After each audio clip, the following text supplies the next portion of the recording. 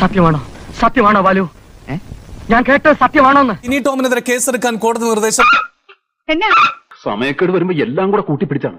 നടി അൻസിബ നൽകിയ സ്വകാര്യ അന്യായത്തിലാണ് നടപടി. ഇതിന് നെഞ്ചു കുത്തി പൊളിക്കാല്ലേ. കടുവായെ കിടുവ പിടിച്ചെന്ന് കേട്ടിട്ടേ ഉള്ളൂ, ഇപ്പോഴാ നേരിട്ട് കണ്ടത്. എറണാകുളം മജിസ്ട്രേറ്റ് കോടതിയാണ് കേസെടുക്കാൻ ഉത്തരവിട്ടത്. പറ്റി, അബദ്ധം പറ്റി, ശരിക്കും എനിക്ക് അബദ്ധം പറ്റി.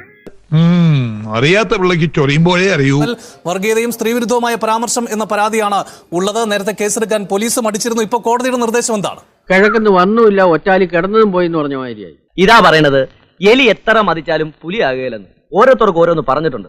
അനൂപ് തനിക്കെതിരെ വ്യക്തി അധിക്ഷേപവും ഒപ്പം തന്നെ വർഗീയപരമായ പരാമർശവും നടത്തിയെന്ന് ആരോപിച്ചായിരുന്നു ടിനി ടോമിനെതിരെ അൻസിബ പരാതി നൽകിയത്. ആദ്യം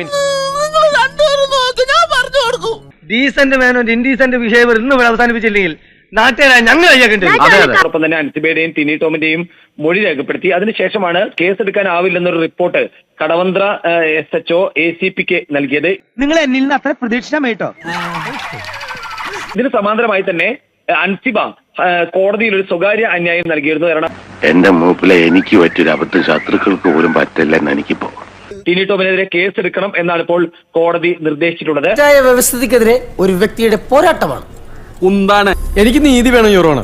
ഇത്രയും തോന്നിയാസം കാണിച്ചിട്ടാ ടിനി ടോമിനെതിരായ വ്യക്തി അധിക്ഷേപ പരാതി വെറും കേട്ടുകേൾവിയുടെ അടിസ്ഥാനത്തിൽ മാത്രമാണെന്നാണ് പോലീസ് റിപ്പോർട്ടിൽ പറഞ്ഞിരുന്നത്. അതൊന്നും എന്റെ വിഷയമാവില്ല. അതൊക്കെ മനസ്സിലാക്കണമെങ്കിൽ ഒരു കുടുംബം വേണം, കുട്ടികൾ വേണം. പ്രഭാകരനോടൊരു കാര്യം പറയാം, ഇരുട്ടുകൊണ്ട് ഓട്ടയടയ്ക്കാൻ നോക്കരുത്. അധിക്ഷേപിച്ചതായി പരാതി ലഭിച്ചിട്ടുണ്ടെങ്കിലും അത് തെളിയിക്കുന്ന രേഖകളോ കൃത്യമായ വിവരങ്ങളോ ലഭ്യമായിട്ടില്ല. ഇതിന് ഭയങ്കര മനസ്സ് സങ്കടത്തിലിരിക്ക സന്തോഷ്, ഭയങ്കര മനസ്സൊക്കെ നീ എന്നെ പറ്റിച്ചതാ.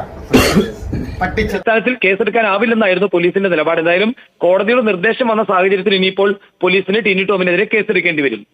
വേറെ ഒരു വഴിയില്ല ഗായ്സ്, പെട്ടിരിക്കുകയാണ് നമ്മൾ ശരിക്കും. എനിക്ക് പ്രശ്നം വയ്യ, എനിക്ക് ഞാൻ പറഞ്ഞ കമ്മീഷൻ ഓഫീസിൽ പോയിട്ട് കീഴടങ്ങാൻ പോവുകയാണ്. നല്ല സ്ഥലമായിരുന്നു.